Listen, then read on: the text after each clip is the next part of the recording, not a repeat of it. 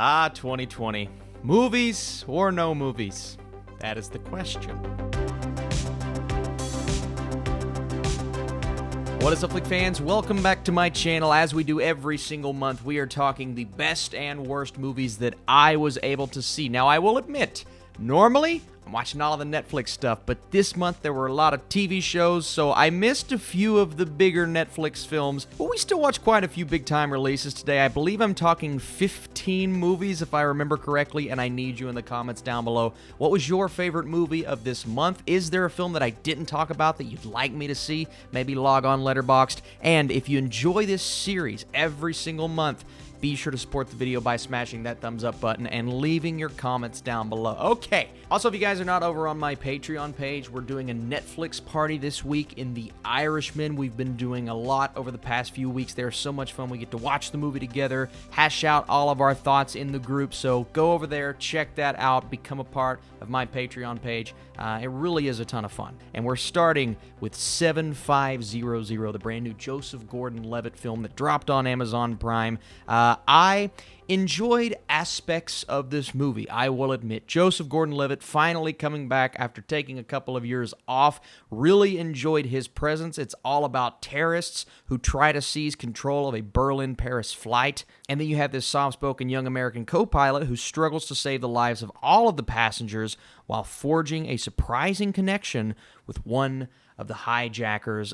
My big issue with the movie is the fact that it builds intensity so well at the beginning. You can tell it's a super low-budget film, and then it just kind of drops off, becomes utterly predictable, and nothing exciting happens in the second half of the film. You're still invested because of the performances, and like I said, JGL is really good, but it couldn't get past that okay mark, even though, especially in 2020, okay is not the worst. Now, the next movie we're talking about, Irresistible, directed by Jon Stewart. I actually did not get to review this on my channel. Just watched it in preparation for this list, and Steve Carell, Rose Byrne, a really great cast, and I was interested to see what Stewart was going to do as a director. Now, you could look at this from one angle and say, oh, it's political satire. Another angle saying, I hope they don't go overboard with one side or the other, because it looks like that was possible in the trailer. But I will say this, while the movie couldn't quite get over that meh tier, and I'll tell you why here in just a second,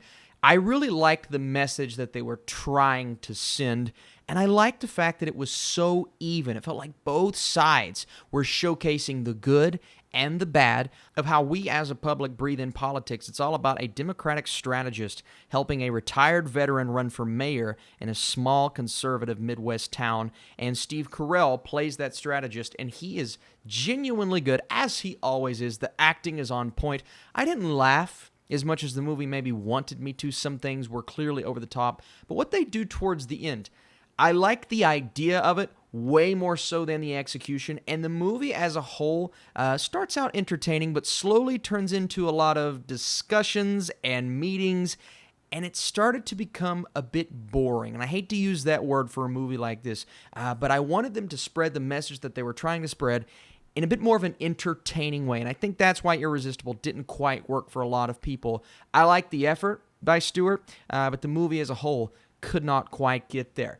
Let's move into Da 5 Bloods, a film I was super excited for. Another director that always has a message within his films, and sometimes that hits viewers in the wrong way, and I understand that. And I will admit, Spike Lee has went over the top at points. He's a bit on the nose every now and then, and there were a few times in this movie where it did that, but as a whole, I have to put this film on the great tier. I was just astounded, especially when you hit that halfway point and the story suddenly kicks in, or at least more so than what it was. So you have this group of individuals, they're coming back together to accomplish this mission where they're battling the forces of Mother Nature and man, going back to Vietnam, seeking the remains of their fallen squad leader and the gold fortune he helped them hide. So as soon as they get to what their destination ends up being, that's when the movie really started to hit another level, and I was locked in. The first half of the film is a lot of build-up and character development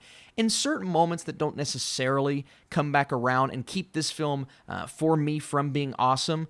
But overall, I was so entertained. Such a timely movie right now to watch. I just saw humanity at play here. Men going through something in Vietnam, coming back over the United States, dealing with what they're having to deal with. The performances. Delroy Lindo has to be the best performance I have seen all year as Paul. He was outstanding. If the awards were today, and that's a video that I'm working on, I would probably give it to him. Spoilers for that video. But yeah, Da 5 Bloods, in a year full of a lot of mediocre films, it really stands out as one of the best for me. Just the style, the craft, Spike Lee's direction. Next up, we just talked about this film. It is Eurovision. I'm going to go ahead and put it on the meh tier. Now, I know this film is being possibly more well-received by those who are in tune with the actual Eurovision, because this is a clear spoof and satire of that, as Lars and Sigrid are given the opportunity to represent their country of Iceland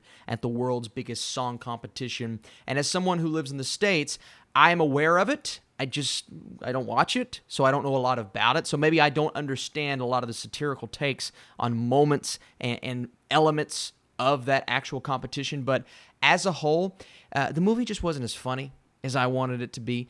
Some of the satire, whether it went over my head or not, I wasn't laughing all that much. And I think Will Ferrell, while good, and you could tell he had a passion for this film, was a bit out of his element here, and I hate to say it like that, but there were still some good moments that keep it from being a bad movie. Some of the songs have stuck in my head and have not left it since I watched the film. Rachel McAdams is really good. Ferrell is good. There were just certain traps that he fell in that reminded me of the Will Ferrell of old, but overall, I understand if you enjoy Eurovision a bit more than I did. I found it to be entertaining enough, but not funny enough to be considered a comedy, in my opinion. Let's move into... Nope. It reminded me of the Star Wars guy. Little boss nass action. Okay, Artemis Fowl. It's a movie that exists and is not good. It's really unfortunate. Like, I didn't have the chance to read the books. I didn't have the opportunity to know what I was in store for going in. But even fans of the book, I don't think they knew what they were in store for. It took that story, such what seems like a well-crafted story on the outside, and just tore it to shreds by giving us unlikable characters, mediocre performances, not only from people that we know, but this lead kid. And that may have to do with the direction, but even then, Kenneth Branagh, I believe, is a good director. Artemis Fowl fell flat on its face. It's unfortunate that I have to put a movie that could have been so good on the awful tier. And I know you're going to yell at me, Austin, but you didn't read the source material, so you don't understand. I don't think anyone understands. Artemis Fowl stench. Let's move on. Then we have The King of Staten Island. I was genuinely close to putting this on the great tier, but I'm going to keep it on that upper level of good. Finally, we started to get some good films that weekend with Da 5 Bloods, King of Staten Island. It's the same weekend as Artemis Fowl, so that was unfortunate. But Pete Davidson, I mean, this guy has really showed off his chops this year in Big Time Adolescence, and now what I believe to be his best performance I've ever seen, The King of Staten Island. Judd Apatow is just one of those guys. I really enjoy his style as a director, even though all of his movies don't necessarily work for me. When he tries to go too hard in the comedy zone, and he did not write the script, that's when his movies fall a bit flatter. When he's involved with every aspect, I normally enjoy the film. You look at a movie like 40-Year-Old Virgin, you look at this film, he just knows how to do it all, from hardcore comedy with human elements to a human story with a bit of comedy in there. Bill Burr is also incredible in this film. It's all about a guy who's just trying to find his way, and he has to deal with multiple issues, the stress of his life, depression, all of these problems that we suffer with in everyday life. And it's a film I think a lot of people are going to say, well, nothing really happened. And you could say that to a degree, but I found a lot of really good conversations, some solid dialogue, a well-made movie in terms of direction, and a great performance. Well, a couple of great performances within the film. Then we have Babyteeth, another film I am putting on the good tier, but another film I almost put on that great tier. I was shocked with how much I loved this movie. You have our main character, played by Eliza Scanlon, by the way, who is a seriously ill teenager. She falls in love with a drug dealer, Moses, who is her parents' worst nightmare, and everyone in this movie is great. Toby Wallace, obviously Eliza Scanlon. Then you have Ben Mendelsohn, who I think gives one of the most heartfelt and sympathetic performances of the entire year, but it's Eliza's performance that steals the entire show. This girl is going through everything detrimental and sad that you could imagine a teenager going through, and she's really just trying to find herself, but she's lost the will to live. She slowly starts to regain that and find that as all of our characters are dealing with different issues, but it all really spawns from what's happening with her. Some gorgeous direction from Shannon Murphy. I cannot wait to see what she does next. She is so on my radar after this film. You have beautiful color correction. You have some heartfelt moments. And the tears, well, they will come. I'm not going to tell you why or how, but they are all throughout the movie from beginning to end, and one of those shots at the end is so memorable to me. So overall, Babyteeth, beautiful movie. I encourage you guys to rent it on VOD. One that I rented on VOD and thought was okay was the Kevin James neo-Nazi movie, Becky. So you have a teenager's weekend at a lake house with her father that takes a turn for the worse when a group of convicts wreaks havoc on their lives. Like I said, Kevin James, the star is Lulu Wilson, and Joel McHale plays the father. Okay, random cast. Lulu Wilson is genuinely great in this movie. Kevin James, I was impressed with his performance. The movie itself is a bit cliche.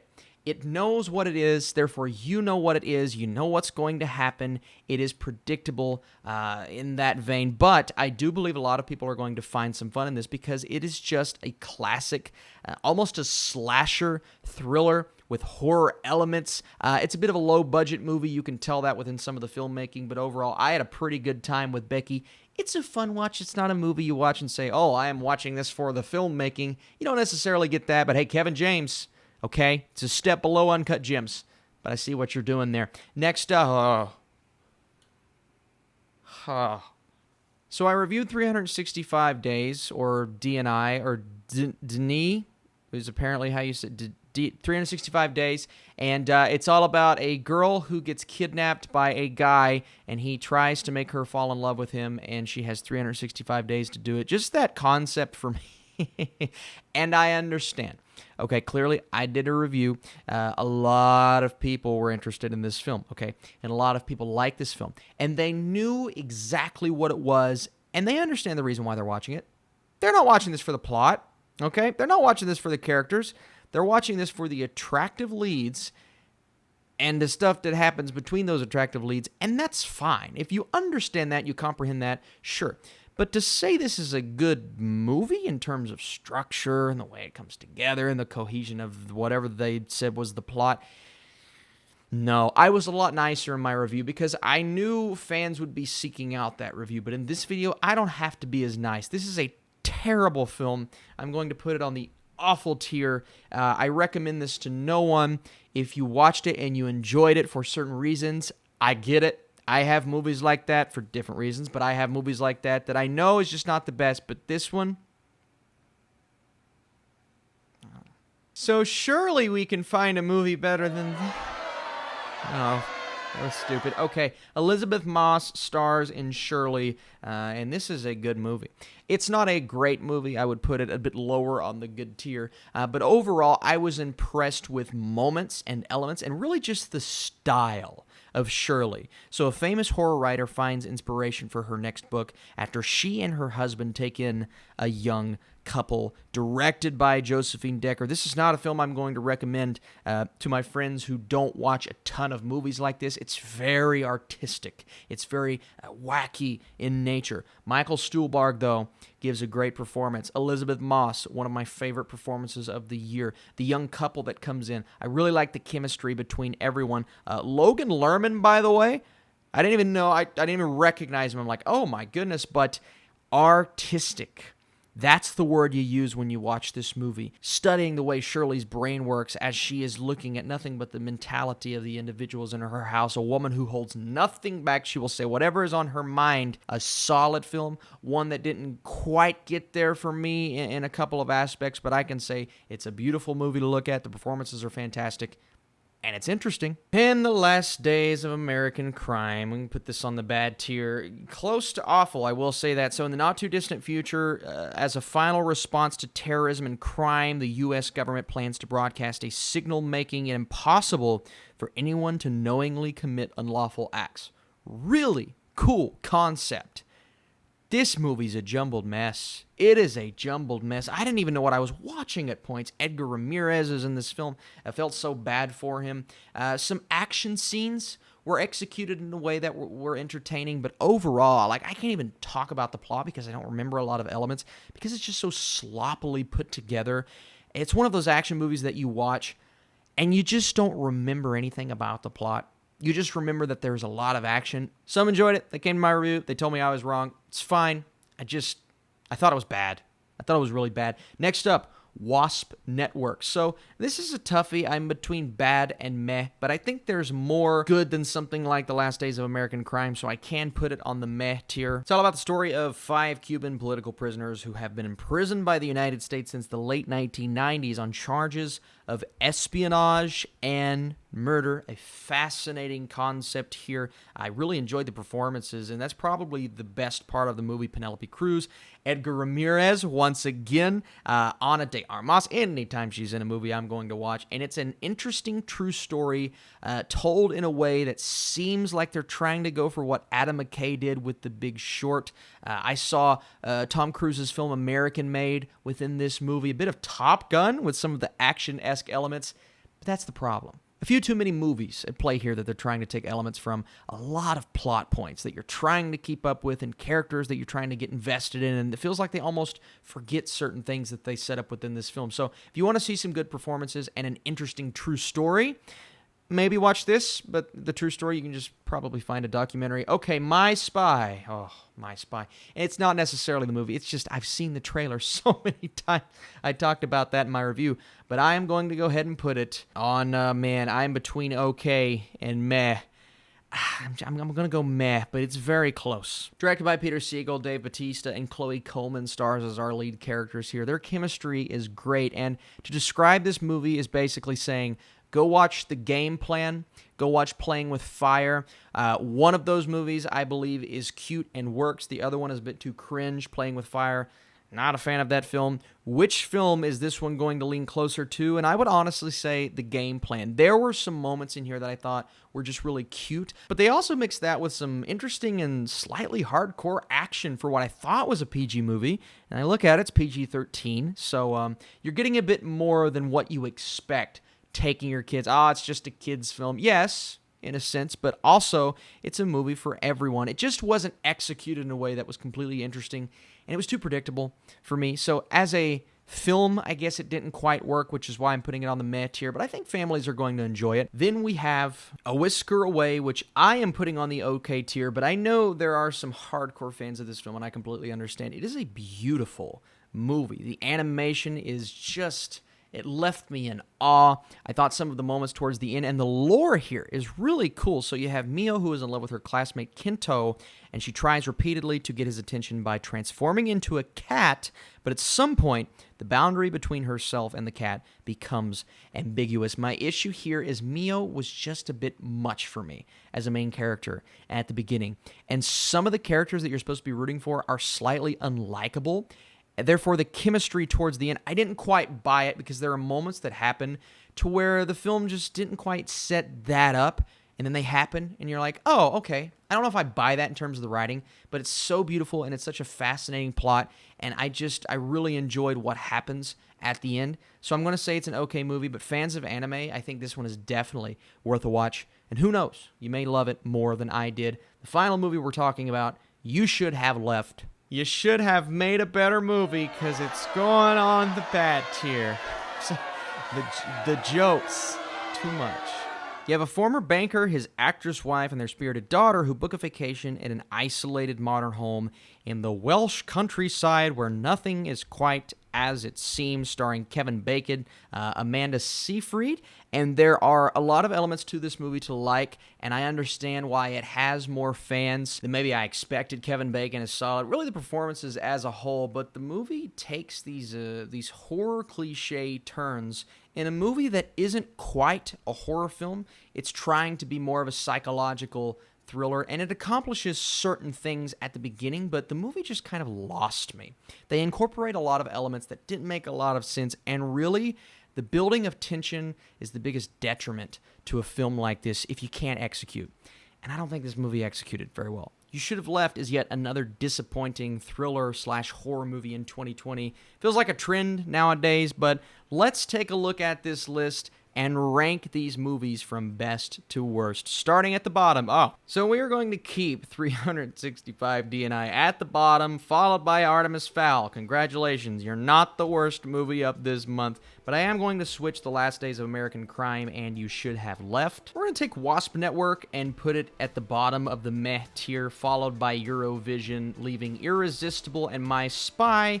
I think My Spy is better, and like I said, it's close to the okay tier, so the My Spy, congratulations, you're at the top of the meh tier. 7500 is probably the worst of the bunch here in my opinion, followed by Becky and then A Whisker Away. Shirley staying right there, and I would say, even though I think Babyteeth may even be a better film than The King of Staten Island in terms of the level that I like them on, I will keep them right there, meaning Defy Bloods is my #1 favorite movie of June. Thank you guys so much for watching. Like I said, if you have recommendations, movies that I missed, please let me know down below. If you'd like to see more of these types of videos, tier lists as well, smash that thumbs up button. I appreciate you guys for watching. Love doing these lists. They're so much fun. Stay tuned for more reviews this week. I'll see you soon.